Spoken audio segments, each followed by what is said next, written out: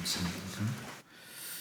우리 오늘 옆 사람과 인사 나눌 때 디모데후서 2장 21절 말씀 가지고 깨끗하여 주님이 쓰심에 합당한 그릇으로 삽시다, 이렇게 한번 인사 나누겠습니다.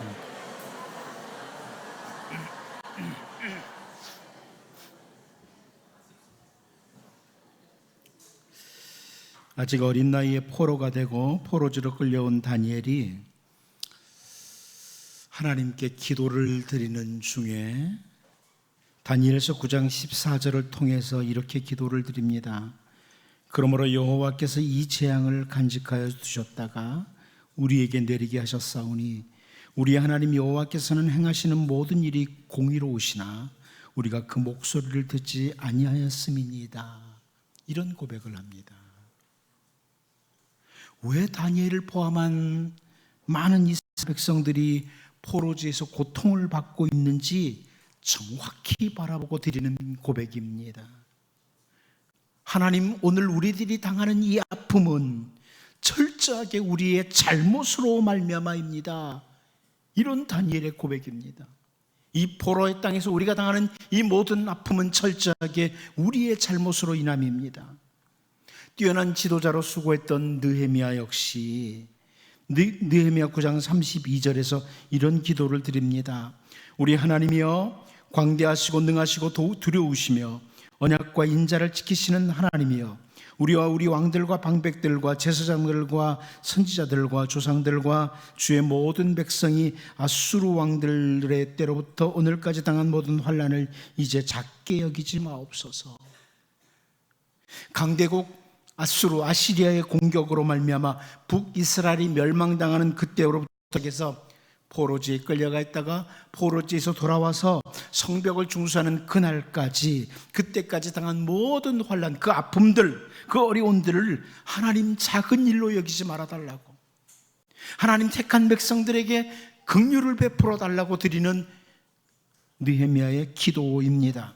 그리고 느헤미야는 이어서 느헤미야 9장 33절에서요, 그러나 우리가 당한 모든 일에 주는 공의로우시니 우리는 악을 행하였사오나 주께서는 진실하게 행하셨음이니이다. 이렇게 다니엘과 비슷한 고백을 하죠. 새번역 성경은 우리가 좀 더 이해하기 쉽게 번역을 해주었습니다. 우리에게 이 모든 일이 닥쳐왔지만 이것은 주님의 잘못이 아닙니다. 잘못은 우리가 저질렀습니다. 주님께서는 이를 올바르게 처리하셨습니다. 지금까지 당한 모든 어려움들은 다 이스라엘의, 우리들의 잘못으로, 우리의 죄로 말미암아 찾아온 어려움이라는 정직한 고백입니다. 그런데 선지자 이사야는 이사야 1장 5절 6절을 통해서요, 너희가 어찌하여 매를 더 맞으려고 패역을 거듭하느냐, 온 머리는 병들었고 온 마음은 피곤하였으며 발바닥에서 머리까지 상한 것이 없이 상한 것과 터진 것과 새로 맞은 흔적뿐이거늘 그것을 짜며 싸매며 기름으로 부드럽게 함을 받지 못하였도다. 이렇게 표현을 합니다. 징계를 받으면서도 온통 상한 것, 터진 것뿐임에도 불구하고 여전히 패역을 거듭한 이스라엘 백성들의 모습을 책망하는 선지자 이사야의 메시지죠. 우리가 당한 모든 아픔은 우리 잘못으로 말미암아 그렇습니다. 이런 고백과 마저도 고통을 당해도 깨닫지 못하는 그런 백성의 모습이 비교를 이루고 있습니다. 종종 사람들의 입을 통해서 세상을 창조하신 그 하나님은 우리의 모든 삶에 무관심한 것처럼 이렇게 표현되기도 합니다. 하나님 세상에 관심 없다. 하나님이 세상에 관심이 있는데 왜 세상이 이렇느냐고 말이죠. 그런데 여러분, 시편 94편 10절 말씀을 보면 뭇 백성을 징벌하시느니 곧 지식으로 사람을 교훈하시는 이가 징벌하지 아니하시랴, 이런 표현을 합니다. 인간의 모든 삶이 하나님의 눈앞에 있다는 말씀입니다. 세상의 모든 것들을 바라보시는 하나님 계신다는 거죠. 우리 주 예수님께서도 다시 오시는 그날에 대해서 설명을 하시면서 마태복음 25장 32절 33절을 통해서 모든 민족을 그 앞에 모으고 각각 구분하기를 목자가 양과 염소를 구분하는 것 같이 하여 양은 그 오른편에 염소는 왼편에 두리라고 분명하게 선포해 주십니다. 하나님은 우리의 삶에 대해서 무관심한 분이 아닙니다. 모든 삶이 하나님의 눈앞에 있고 훗날 반드시 평가하시고 심판하시는 하나님이시라는 것을 분명히 우리가 볼 수 있습니다. 오늘 본문 7절 말씀을 보면 이 일은 이스라엘이 자기를 애굽 땅에서 인도하여 내사 애굽의 왕 바로의 손에서 벗어나게 하신 그 하나님 여호와께 죄를 범하고 또 다른 신들을 경외하며 이런 설명을 합니다. 이 일은 앞부분의 1절에서 6절까지 내용입니다. 우리가 지난주에 살펴봤던 앞부분 내용인데요, 북이스라엘이 멸망당하고 포로지로 끌려간 일입니다. 쉬운 성경은 이 일은, 이 표현을 이 모든 일이 일어난 것은 이렇게 번역을 해주었습니다. 왜 북이스라엘이 멸망당하고 왜 포로지에 끌려갔느냐? 아수르가 워낙 강해서 북이스라엘이 멸망당한 게 아니라 여기 지금 그 부분을 설명해 주는 겁니다. 여러분, 우리의 모든 삶은 하나님과의 관계 속에 있습니다. 이제 오늘 본문을 살피면서 특별히 북이스라엘이 왜 멸망을 당했느냐, 이 모든 일이 일어난 것이 왜 그러느냐, 왜 멸망당했느냐, 이 이유를 좀 보면서 우리를 돌아보고 정말 멸망의 백성이 아니라 하나님의 은혜와 사랑이 풍성한 이런 백성들로 우리가 세워져 갈 수 있기를 바랍니다. 첫 번째로 우리는 오늘 본문에서 이스라엘의 하나님 어떤 분이냐, 이 부분을 좀 보기를 원합니다. 이 모든 일이 일어난 것, 이스라엘의 하나님과 관계되어 있다는 거죠. 본문 7절 말씀을 같이 한번 읽어보도록 하겠습니다. 봅니다. 시작. 이 일은 이스라엘 자손이 자기를 애굽 땅에서 인도하여 내사 애굽의 왕 바로의 손에서 벗어나게 하신 그 하나님 여호와께 죄를 범하고 또 다른 신들을 경외하며. 여기 7절을 시작하면서 열왕기 기자가 이 일은 그럽니다. 이 일은, 이 모든 일이 일어난 것은, 이 모든 일이 일어난 이유가 뭐냐, 원인이 뭐냐, 이것을 설명해 주고, 이 모든 일은 바로 북이스라엘이라는 나라가 아수르에게 멸망을 당하고 곳곳으로 포로가 되어 끌려간 그 이유는 이스라엘과 이스라엘의 하나님과의 관계 때문이다. 이걸 보여주는 거죠. 하나님과 백성과의 관계. 단순히 북이스라엘이 군사력이나 어떤 힘이 부족해서가 아니라, 혹은 당시에 일어난 그 강대국 아시리아가 워낙 강한 나라이기 때문이 아니라 하나님과의 관계에서 실패, 그 결과다. 하나님 앞에서 올바르지 않았던 북이스라엘에게 찾아온 결과라는 이런 선포입니다. 그런데 그 이스라엘의 하나님이 어떤 하나님이냐 도대체? 다른 표현으로 여러분, 오늘 우리의 하나님이에요. 이스라엘의 하나님은, 이 말은 우리의 하나님은 어떤 분이냐, 이런 말입니다. 열왕기 기자는 먼저 그 하나님에 대해서 설명을 하면서 이스라엘을 애굽 땅에서 인도하여 내사 애굽의 왕 바로에서 벗어나게 하신 그 하나님 여호와, 이렇게 표현을 해주고 있습니다. 야곱의 후손들 이스라엘이 애굽에, 이집트의 종으로 살고 있을 때, 그때는요, 이 애굽이라는 나라, 이집트라는 나라는 막강한 힘을 가진 나라였습니다. 그 이집트의 바로의 손, 바로의 모든 힘과 영역에서 벗어나게 하신 것이 바로 하나님이시다. 이 표현은, 그 표현은 이스라엘의 하나님, 우리가 섬기는 하나님은 온 세상을 다스리시는 하나님이시다, 이런 의미예요.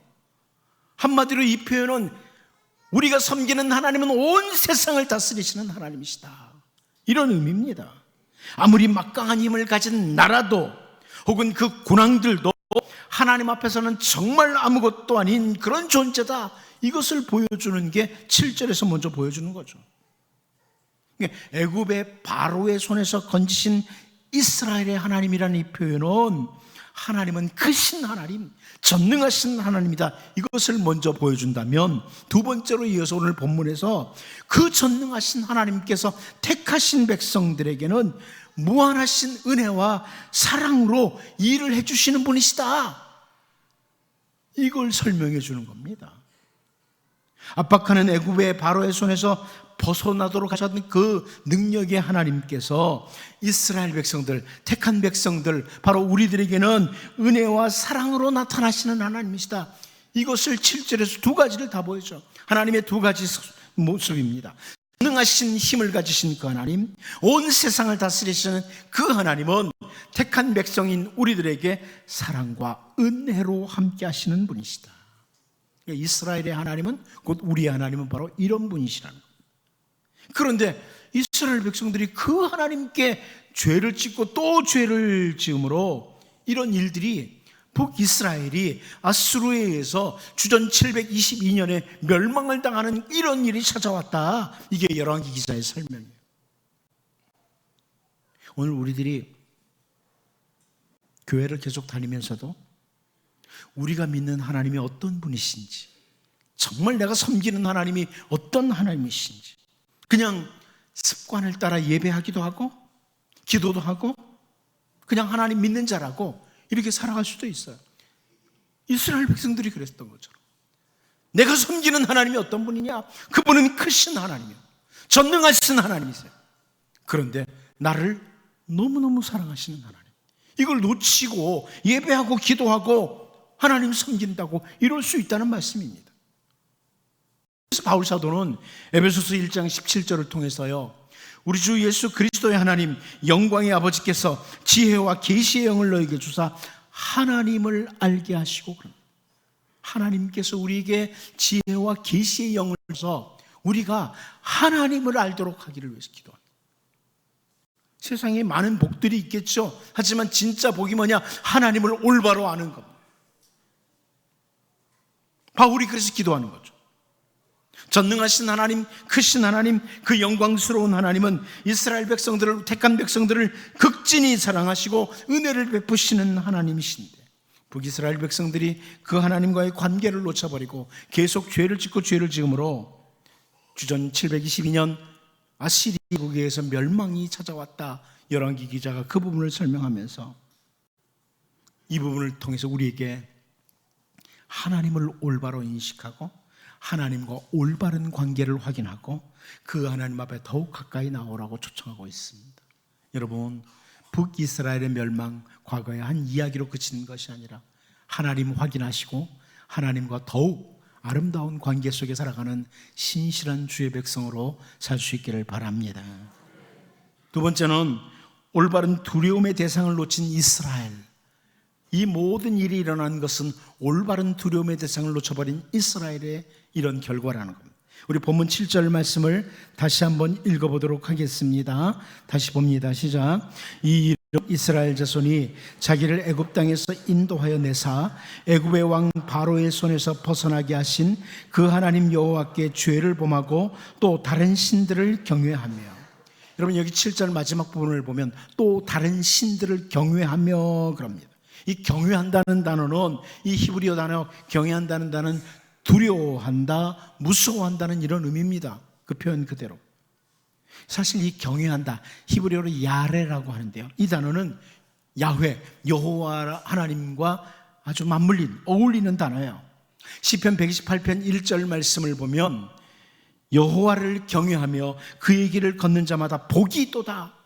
여호와 경외, 이것은 맞물려 있는 거예요. 야훼, 야레, 이것은 맞물려 있는 단어. 하나님은 경외의 대상입니다. 하나님은 경외의 대상입니다. 하나님을 경외하고 두려워하는 것은 모든 인간이 하나님을 향한 올바른 반응입니다. 그런데 에덴 동산에서부터 사탄은 인간에게 하나님을 경외하는 것으로부터 떠나도록 유혹의 유혹을 시작했습니다. 열왕기 기자는 오늘 본문 7절 마지막 부분에서 또 다른 신들을 경외함으로 이런 표현을 함으로 다른 신들을 경외하는 것이 얼마나 어리석은 것인지를 보여줍니다. 여러분, 예수님께서 마태복음 6장 31절 말씀을 통해서 그러므로 염려하여 이르기를 무엇을 먹을까, 무엇을 마실까, 무엇을 입을까 하지 말라, 이렇게 말씀을 해주셨어요. 무엇을 먹을까, 무엇을 마실까, 무엇을 입을까 염려하지 말아라. 그런데 오늘날 현대 그리스도인들에게는요, 염려의 단계를 지나서 이 먹는 것, 마시는 것, 입는 것에 대해서 염려의 단계를 지나 앞으로 장래에 없으면 어떡하지 이런 거? 미래에 없으면 어떡하지? 두려움의 단계까지 갔어. 염려의 단계에서 두려움의 단계까지 나가버렸어. 다른 표현으로 재물에 대한 염려 정도가 아니라 재물이 경외의 대상으로까지 바뀐 현대 그리스도인들의 모습을 우리에게서 혹은 여러 사람들에게서 쉽게 발견할 수 있다는 말씀입니다. 형 에서의 낯을 피해서 밧단 아람으로 가던 야곱이요, 한 곳에 이르러서 해가 졌습니다. 그래서 돌을 베개 삼고 잠을 잤던 사건을 우리가 너무나 잘 압니다. 돌 베개를 베고 잠을 잡니다. 그런데 그곳에서 야곱은 자기 할아버지였던 아브라함의 하나님, 아버지 이삭에게 나타나셨던 하나님을 만나는 이런 경험을 합니다. 하나님 경험을 하게 돼요. 그리고 잠이 깨었을 때 창세기 28장 16절을 통해서 야곱이 잠이 깨어 이르되 여호와께서 과연 이 계시거늘 내가 알지 못하였도다, 이렇게 표현을 합니다. 여호와께서 과연 여기 계시거늘, 함께 하시는 하나님, 하나님 함께 하시는구나, 이런 고백을 해요. 그리고 이어서 다음 절이죠. 창세기 28장 17절을 통해서 이에 두려워하여 이르되 두렵도다 이곳이요, 이것은 다름 아닌 하나님의 집이요 이는 하늘의 문이로다, 이런 표현을 합니다. 여기 반복해서 나오는 표현이 두렵다는 겁니다. 두려웠다, 경외하다, 이 단어예요. 야곱은 하나님을 경험한 후에, 하나님을 만난 후에 하나님을 향한 경외심이 생긴 겁니다. 하나님을 향한 경외심이 생긴 겁니다. 과거에는 어땠습니까? 단순히 미래에 대한 두려움, 이게 야곱에게 있으므로 아버지를 속이고라도 형의 축복을 가로채겠다 하면서 빼앗듯이 가져갔습니다. 그리고 지금 야곱이 왜 밧단 아람으로 도망갑니까? 칼을 쥐고 있는 형 에서가 두려워서 브엘사바에서 하란까지 정말 먼 거리예요. 그 거리를 도망하고 있어요. 칼이 무서워서. 그런데 베델에서 하나님을 만난 후 야곱은 하나님을 두려워하기 시작합니다. 하나님을 만난 후 하나님을 두려워하기 시작합니다. 올바른 경외의 대상, 올바른 두려움의 대상을 확인하게 된 겁니다. 여러분, 우리가 진정한 경외의 대상, 정말 두려워해야 될 대상이 누구인지, 하나님이신지를 제대로 인식하고 살면 세상의 그 어떤 것도 결코 더 이상 두려움의 대상이 아닙니다. 진정한 경외의 대상을 확인하면 다른 것들은 두려움의 대상이 아니에요. 바울 사도의 위대한 선언을 우리가 잘 압니다. 바울이 예수 그리스도를 만난 후에 고린도전서 15장 55절에서 이렇게 외칩니다. 사망아, 너의 승리가 어디 있느냐? 사망아, 내가 쏘는 것이 어디 있느냐? 이렇게 외칩니다. 더 이상 죽음도 두렵지 않은 거예요. 하나님, 진정한 경외의 대상이신 하나님을 만난 후에 죽음도 두려워하지 않는 겁니다. 우리가 올바른 두려움의 대상이신 하나님을 늘 바라보면 그 하나님의 눈앞에서 올곧게 똑바로 걸어가고자 다짐하게 되고, 그동안 두려워했던 모든 문제들이 전능하신 하나님께 맡기는 기도를 드리게 됩니다. 그리고 비록 어둠으로 가득 찬 세상에 우리가 산다고 할지라도 헛된 두려움에 빠지지 않고 당당하게 걸어가게 됩니다. 반대로 참된 두려움의 대상 하나님을 놓쳐버리면 미래에 대한 두려움, 사람에 대한 두려움, 재물에 대한 두려움, 온갖 두려움이 우리를 사로잡습니다. 오늘 본문에서 열왕기 기자가 이스라엘 백성들이 아수르에게 멸망을 당한 이유를 설명하면서 진정한 두려움의 대상을 놓쳤다, 진정한 경외의 대상을 놓쳐버리고 다른 신들을 경외했다, 이 지적을 보면서 여러분, 진정한 우리의 경외의 대상이신 하나님 바라보면서 언제나 하나님의 눈앞에서 올곧게 똑바로 걸어가는 주의 백성이 되도록 기도하고 그 하나님께 모든 것을 맡기고 세상에 그 어떤 것도 두려워하지 않고 당당하게 걸어가는 주의 백성으로 살 수 있기를 바랍니다. 마지막 한 가지 더 보겠습니다. 관습과 규례를 좀 보려고 합니다. 이 모든 일이 일어나는 것이 관습과 규례와 관계가 있다는 겁니다. 본문 8절 말씀 같이 한번 읽어보도록 하겠습니다. 같이 봅니다. 시작. 여호와께서 이스라엘 자손 앞에서 쫓아내신 이방 사람의 규례와 이스라엘 여러 왕이 세운 율례를 행하였습니다. 열왕기 기자는 북이스라엘이 멸망하게 된 또 한 가지 이유를 설명합니다. 하나님께서 애굽에서 건져내신 주님의 백성들, 그리고 이제 장차 약속의 땅을 차지할 그 백성들에게 하나님은요, 선택된 그 백성들에게 그들이 살아야 될 삶의 관습 그리고 규례를 주셨어요. 우리가 잘 알고 있는 것처럼 십계명을 비롯한 하나님의 말씀입니다. 말씀을 주셨어요. 너희는 저 사람들처럼 살지 말고 이렇게 살아라 말씀을 주셨습니다. 그리고 신명기 9장 4절 말씀을 보면 내 하나님 여호와께서 그들을 내 앞에서 쫓아내신 후에 내가 심중에 이르기를 내 공의로움으로 말미암아 여호와께서 나를 이 땅으로 인도하여 들여서 그것을 차지하게 하셨다 하지 말라. 이 민족들이 악함으로 말미암아 여호와께서 그들을 네 앞에서 쫓아내심이니라. 이렇게 말씀하십니다. 그 가나안 땅을 그동안 차지하고 있던 사람들이 관습과 규례가 악했다는 겁니다. 그들의 풍습이 악했다는 겁니다. 그들이 살아가는 삶의 모습이 악했다는 거죠. 그러면 이제 새로운 땅에 들어가서 살 너희 하나님의 백성들은 그들의 관습과 규례에 조금 더 물들지 말고 하나님이 주신 관습과 규례를 따라서, 다시 말하면 말씀을 따라서 살아야 된다는 강조의 말씀입니다. 그런데 북이스라엘 백성들이 어떻게 살았었다고요? 그 이스라엘 백성들 앞에서 쫓아내신 그 이방 사람들의 관습, 풍습, 이걸 따라 살았다는 거예요. 그동안 이스라엘 왕들이 잘못 세워놓은 규례를 따라 악한 길로 갔다는 거예요. 하나님이 주신 관습과 규례, 하나님의 말씀이 있는데 이방인들이 또 이스라엘 왕들이 세운 관습과 규례를 따라 살았다는 겁니다. 여러분, 모세를 통해서 하나님은 신명기 10장 13절에서 이렇게 말씀해 주십니다. 내가 오늘 네 행복을 위하여 네게 명하는 여호와의 명령과 규례를 지킬 것이 아니냐. 여러분, 여기 뭐라고 말씀합니까? 하나님의 명령, 하나님의 말씀, 하나님의 관습과 규례를 우리에게 주신 것은 무엇을 위해서요? 우리의 행복을 위해서. 우리의 행복을 위해서. 하나님의 말씀을 왜 주셨느냐? 행복을 위해서. 진정한 행복을 위해서. 이 땅에는 거짓 행복들이 많습니다. 저 이방인들처럼 그렇게 관습과 규례를 따라 살면 행복할 거라고. 그러나 하나님의 말씀이 바로 참된 행복을 찾도록 하는 길입니다. 결국 북이스라엘 백성들은 이방인의 관습과 이스라엘 왕들이 세운 그 규례를 따라 행함으로 주전 722년 아시리아 제국에게 멸망을 당하고 맙니다. 여러분, 이제 주님의 말씀, 우리의 행복을 위해서 주셨습니다. 진짜 행복을 위해서.